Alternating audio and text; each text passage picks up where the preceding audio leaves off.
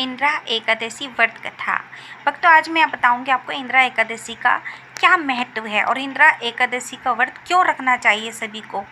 अगर अभी तक आपने हमारे चैनल को सब्सक्राइब नहीं किया तो सबसे पहले आप सब्सक्राइब कर ले चैनल और बेल आइकन बटन जरूर दबा दें। राधे राधे, जय श्री कृष्णा। इंदिरा एकादशी की कथा सुनने और पढ़ने से पितरों को मोक्ष की प्राप्ति होती है और साधक को अखंड पुण्य मिलता है। यह एकादशी भाद्रपद मास के कृष्ण पक्ष में आती है। इंदिरा एकादशी व्रत कथा।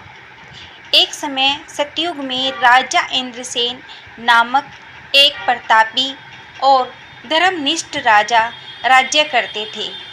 वे बड़े ही दयालु, सत्यप्रिय और भक्त थे। उनकी प्रजा सुखी थी और राज्य में कभी कोई अकाल या विपत्ति नहीं आती थी। एक दिन राजा राजमहल में पूजा कर रहे थे कि अचानक आकाशवाणी हुई, हे राजन, तुम्हारे पूर्वज पितृलोक में रहकर दुखी हैं। यदि तुम उनका उद्धार करना चाहते हो तो भाद्रपद मास के कृष्ण पक्ष की इंदिरा एकादशी का व्रत करो। राजा ने श्रद्धापूर्वक व्रत किया। उन्होंने नियमपूर्वक उपवास किया, भजन कीर्तन, भगवान विष्णु की पूजा अर्चना की।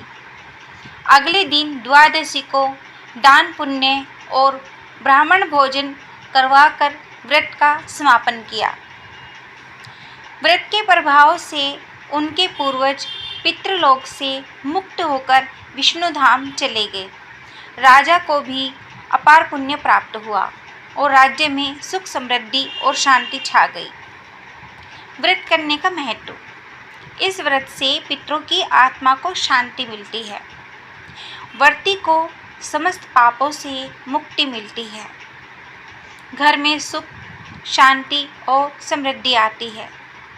यह व्रत विशेषकर श्राद्ध पक्ष में करने से अति शुभ फलदायी होता है। पूजन विधि। प्रातः स्नान कर भगवान विष्णु का संकल्प लें। व्रत में अन्न का त्याग करें। फलाहार या निर्जल रहकर व्रत करें। भगवान विष्णु की प्रतिमा या चित्र के सामने दीपक जलाएं। तुलसी पत्र अर्पित करें। विष्णु सहस्त्र नाम का या गीता का पाठ करें। रात्रि जागरण करें और प्रभु का स्मरण करें। द्वादशी के दिन ब्राह्मण भोजन और दान का व्रत का पालन करें। भक्तों, अगर हमारी दी गई जानकारी आप लोगों के दिल को छू गई है तो कमेंट बॉक्स में राधे राधे नाम की हाजिरी जरूर लगाएं। राधे राधे, जय श्री कृष्णा। आपका दिन शुभ हो, मंगलमय हो।